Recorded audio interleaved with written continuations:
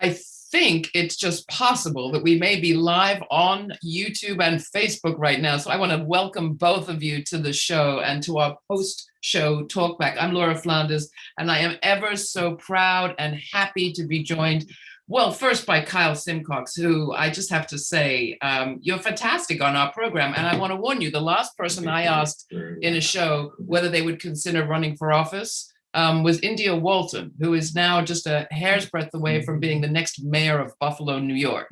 So that could happen to you too. Kyla. So thanks for everyone for joining us today. Laura is actually out on assignment. What is happening? I'm joined with I don't know what's happening. Here, I'm Jeremiah Kaufman. Okay, one sec. That's all my fault. The Laura Flanders Show. It's not screaming my end. And I'm Sabrina, I'm the story producer, and so happy to be in this conversation with I don't know what's happening. Alvarez. Okay, Jeremiah, you want to make an introduction for us? I am going to absolutely. So as everyone saw, Max. Hope that changes that problem. I don't know what's going on, but I'm going to just start again. So let's start again. Love you guys. Thanks for bearing with us on this July 4th. And I have to say, as I said at the very top, Kyle, you were fantastic on the show. You're doing amazing work for Coach Hahn. I wish him well. And we're going to find out more about where his situation actually is. And as I just quipped before, watch out about that, whether you might run for office question. The last person I asked is now almost mayor of Buffalo, New York. So that's it. Kyla, I started my July 4th weekend by watching Your White Privilege. And boy, if I were teaching class in high school, any place, I would play that and play it repeatedly. And I hope people watch it. I know like 50 million people have, but I want to thank you so much for joining us and actually start with explaining why you're here. As I understand it, and you all both can correct me, it was the playing of your passionate, powerful, informed, brilliant, insightful white privilege poem that the right used as a pretext for the dismissal of Coach Hahn. Am I right about that, Kyla? From what I know, he also used somebody else's. There was, I think, early in the year, he used Ta-Nehisi Coates, and then that was a warning, and then my video was the ultimate decision maker, I guess. I mean, I just have to say the poem, and I want people to check it out, obviously, but you begin with the very first line being, we've learned all this other stuff, and you, white America, haven't learned anything about us. And that wasn't even simply white America. I mean, that was, colonization all over the world. We're forced to learn these European languages and, take on these European ways of life that are deemed better than ours. And so when it's time to learn something about us, that's when, it doesn't happen, but we're still considered the uncultured ones.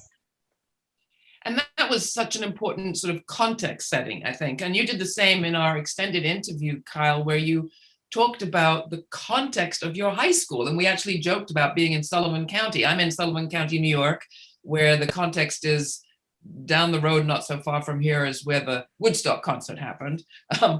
Your context in Sullivan County, Tennessee is a little different. Absolutely, yeah. Context in Sullivan County 20 years ago, we had KKK rallies and Sons of the Confederate Soldier rallies. And, there's a Confederate monument at the Bluntville courthouse, and there's a Confederate flag on the interstate, right, off the interstate there in Bluntville. So the context for there is that racism is a problem, and so that's the context there in Sullivan County where I'm from. So talk a little bit about where the case stands right now, and then I want to just let you guys both sort of let rip as to what you are doing in response to this moment, because it is a teaching moment and it's certainly not a retreating moment. But where does Coach Hahn, Matthew Hahn's case stand at this second? Does he have a chance of teaching in September? I think so. I think if he keeps fighting, and I think if platforms like yours keep giving this attention, which is a great thing, I think that it might give him a fighting chance. Right now, he's I think he has an appeal date set, and he's getting ready for that. And and that's kind of where we sit right now. I'm hoping that during the appeal, everything goes good and they kind of open their eyes and see kind of what's going on here, and that people aren't just going to let this slide and sweep this under the rug like they wish people would. So I think if people keep fighting, and like I said in the interview, keep stirring up good trouble, as John Lewis would say, I think that we'll do all right. And you, Kyla, how are you spending this weekend, for example? And what are you making of this moment? I mean, I just completely support Coach Hahn. I know he has a hearing coming up in August, and I do, hopefully I'll be able to attend that. So, I mean, I'm honestly, it's not necessarily something that is foreign to me that this poem is making people are making a fuss about it. I definitely had my share of not nice messages from it. So I'm not necessarily fazed that, a school board would be opposed to teaching people the truth. I'm not necessarily fazed by that, but I do hope that it brings more attention to the fact that, there is such an agenda to silence what real history is. And when we silence what has happened to people, we silence them. And, there's no reason that the things that have happened to me are less important simply because the people who did it are the ones who are writing the books. Yeah, and we should say your work, I mean, you teach writing, people can find on your website a lot of work beyond the piece that we're just talking about today. And the piece that we're talking about is being taught in school curricula all over, including globally. Isn't that right, Kyla? Yes, I've had a few teachers across the globe reach out and say they use it in terms of, curriculum and teaching tools. So one of the things that's so interesting to me about all of this is, the degree to which this country likes to sort of ballyhoo its status as a people's republic, as a democracy, if you will. Those are not the same things. America's big brother. I mean, America is the world's big brother for sure. And then we really have a problem with majority rule. And this seems so much at the heart of what we're facing right now, is a huge decision. Are we going to actually fight for democracy in this country, meaning majority rule, or are we going to allow a minority? Because you, Kyle, said that even at the school board meetings, it was only a tiny minority of actual people who showed up supporting the dismissal vote. But it was only one guy on the board who dared actually, or it might have been a woman, dared actually oppose it. Mm-hmm. Yeah, that's right. Yeah, that's absolutely correct. And that's the problem that I think not only in Sullivan County, but all across the country right now. Like you said, you're absolutely on point there, that a small minority of people are really calling the shots and making the rules. Coach Hahn's case, it wasn't a unanimous decision.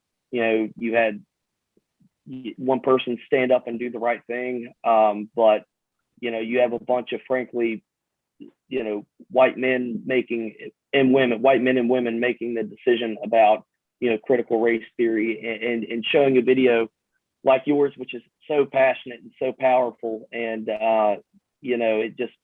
it's just not really fair that such a small minority of people get to make those types of decisions. I think a big part of the problem is that a lot of people have issues with seeing themselves in the monster. Like, we don't have a problem. And that's kind of, piggybacking off what you said, Laura, in terms of globally, how America views itself. America views itself as this valiant, hero that saves the day for everybody else. But when it comes to seeing, the terrorism that America distributes to its own people, then that's when we don't talk about it anymore. Even when we think of what the word terrorism is, we have so many, instances of lone shooters, and we don't get to call them terrorists because they don't look a certain way. And so that's really a lot of what the problem is. No one wants to see themselves in the bad guy. No one wants to see the bad guy in themselves. And there is always going to be this pushback, or this tension, until people are able to say, are able to be accountable for past things, and accountable for the things that, are current today. Yeah, having Kim Crenshaw on the show reminded me how intersectional all of these issues are. So many of the lone shooters, as you mentioned, started out as wife beaters, as domestic violence users, as domestic terrorists, but somehow we don't call them that then, and not dealing with the problem at that point when the victims seem to be expendable is sort of where the rot sets in. But I have to always go back to what Mariam Kaba said on our show a few weeks ago, which is, we like to say this is all someone else's problem. Like, they need to arrest that guy, they need to lock up that guy. Like, this is clearly society's problem. And you're so right, Kyla. We have such a hard time saying this is also part of who we are. This amount of violence, this amount of hatred, this amount of cruelty. And all of us need to get out of this. I look at Independence Day and I say, great, I'm all for the American mob that threw off the monarchy. And it was a mob, and it was led in large part by former criminals, sex workers, queer people, slave revolters. I mean, those are the people that mounted the revolts that inspired the Tea Party. And I think that's important to know. We didn't go all the way. We threw off monarchy, but we didn't actually embrace. Right. We didn't throw off aristocracy. We threw off monarchy. And that's something else to be considered. When we teach students about the Boston Tea Party and revolting and damaging property and doing all of these things in the name of freedom, like, what makes your freedom better than mine? So there's always going to be that pushback. And when we talk about race, white people get uncomfortable. And so the conversation stops, but the racism doesn't. And so that's always going to be a thing until there's somebody who's able to get past their own discomfort, that we're always going to have this, this tension, and never going to be able to really atone for the things in the past and grow past them.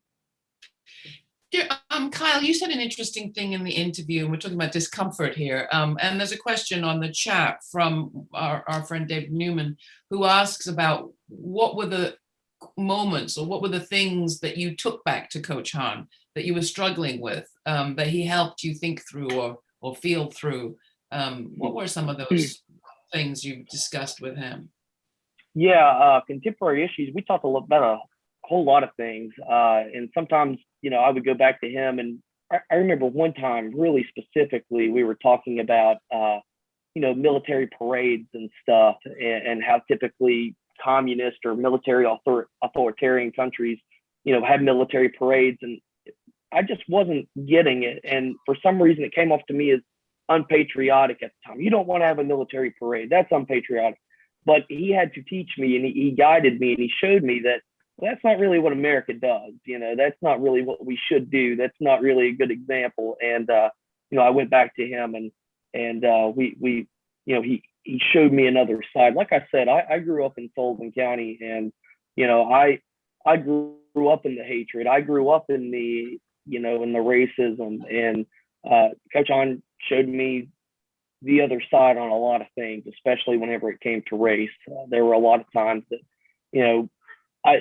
looking back, I felt kind of guilty. Wow, I didn't really do much to stop this. I didn't really stand up a lot of the times, and Coach Hahn gave me the courage to start standing up and doing what's right. So that's what I took from Coach Hahn. Beautiful. Another question that we have from Hillary Moore is, what are some of the resources that exist for teachers when dealing with administrators in school districts like this? I don't know, Kyla, whether in your transit through the miserable side of the situation, you've found some good resources for teachers? I really don't. I'm really not really well versed in that area, but I do know that there's the teachers union that is helping him appeal the case. And what about you, Kyle? Have you learned that there are resources that people can go to if they are having problems with the administrators in their school? In Sullivan County, there's not a lot of room to stand up against the administration if you got a problem. So it's kind of, in Sullivan County, you teach what they want you to teach, and if you don't, you're going to have to get out. So that's kind of how things run in Sullivan County, and that's what I think the problem is. And I think that's what people are looking at now and seeing that this isn't really right. And I think something that's kind of surprising me is all the attention that this is getting. I was fairly optimistic whenever this started, but I was really afraid that this was just going to get swept under the rug. It might get a segment on the 6 o'clock news here in Sullivan County, and then it was going to be over. And I think that one resource that's helping is platforms like yours that are coming out and covering these things, that are giving attention to what's going on. And like you said in the segment, we need to stop. I think she said we need to stop eating from the table that the other side makes for us, and so what we're doing right now, getting out here and talking and not even giving any attention to the other side is a good resource that I think is coming along right now, just letting people see what's going on. Yeah, I mean, I don't know whether Kyla, the show is playing on public television, which, in some circles, people thought, why bother with public television? Isn't it kind of retro? But then we really thought about it, and public television airs everywhere across the country. You don't have to have an expensive broadband connection. You don't have to give away all your data to a greedy corporation. And then when we did this episode, we went and looked, and this show is playing in Kyle's backyard on a Sunday morning during the public affairs primetime slot. So it felt super validating to us to be able to do this show and be carrying it all across the country in this moment. And I think very encouraging to hear the words of Soledad O'Brien and Kyle and Kim Crenshaw, who is saying, this time people are not backing away from this conversation. We're not saying, ooh, can we somehow not teach critical race thinking, let alone critical race theory? And I it's think, really about thinking. It's not happening this time, I don't think. We're not going back. I think a problem also is a slippery slope. What do we stop teaching?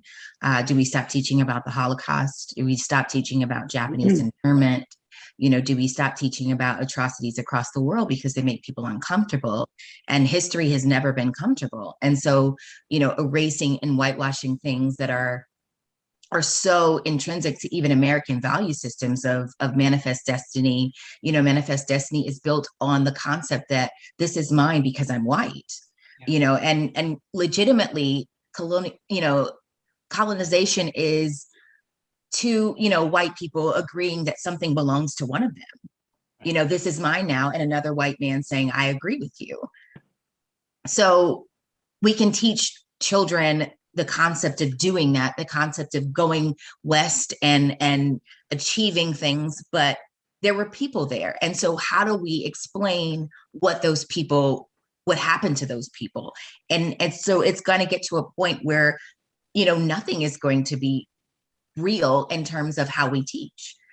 There is in college, I took this class called History for Historians. And one of the most interesting things about the class was how the different European nations talked about history and how they romanticized their version of history, and how French was way more of a way more romantic way about, thinking about the history, versus the Italians, had a different way of speaking about history. And so that's really what history is. We consistently think that it's simply facts, but it's who is presenting the facts as well. What does that perspective look like? And so when we're completely eliminating other people's perspectives, then we're always going to have this really untrue version of what history is. Yeah, I remember, I had the good fortune to have a teacher, and I think it was a teacher who first gave me a book. I grew up in England, and I was studying, what we called then in our textbooks, the Irish problem, and very soon somebody gave me a book that said, actually, no, it's the British problem. It's the English, the problem with England, is what the Irish call it. And of course, that was the first place I went as a reporter. And you see that there's more than one side to every single story. And some are truer than others. Let me, we are going to keep you for a long time. There's a couple of good suggestions coming through the talk back. Hillary said she's a K-12 art teacher in Florida. That's a dropout intervention alternative middle school. And there are alternative schools, absolutely. I think what's happening at this moment is that we're seeing an opportunity. It's almost like a veil lifting that we get to kind of push through. And I wanted to ask you, both of you, just to think for a second together, there's a moment in your poem, Kyla, where you talk about this moment being a moment where white kids are for the first time showing up side by side, and this isn't your language, yours is much more poetic, with the Black Lives Matter movement, for lack of bigger language. I wondered how you thought about that, because in a way it's exciting, and on the other hand, it's incredibly frustrating. It took a bunch of white people to get excited to make a change. And then Kyle, just to think about the importance, or I just want to celebrate the importance of a person like yourself taking this position, not leading, but following, and hearing and standing with, not just Coach Hahn, but Kyla and everyone that's for building a real future in this country. So Kyla, go for it. Is there a tension there for you? I'm sorry? Is there a tension there for you that this moment feels perhaps different because white people are part of it? Well, one of the things is that the poem went viral a couple of times. And so the first time the poem went viral, there was a lot of negative pushback from white people. And there were a lot of emotional things that they were seeing in the poem that didn't exist.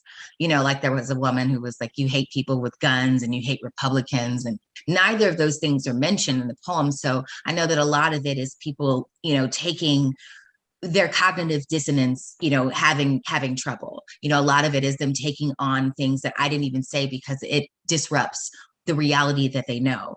And then the second time around, it was way more white people that were starting to see, okay, you know, this is something important. Maybe I should listen to what she has to say. Maybe my feelings aren't the only thing that matters in this situation. So I think, you know, progress is progress. I don't think there is, you know, there's always going to be tension. So progress is progress though, so.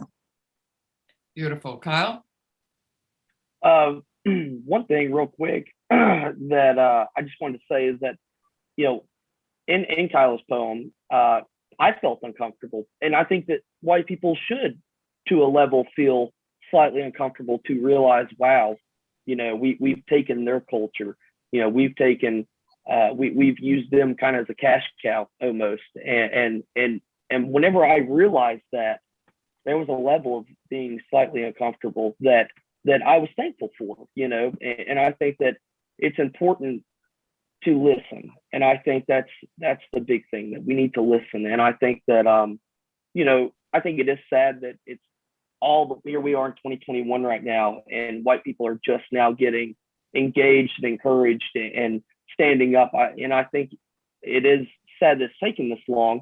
I'm glad, but it shouldn't have taken this long. And but I'm glad that we're here, and I'm glad that we're standing up, and everybody's kind of coming together, standing arm in arm.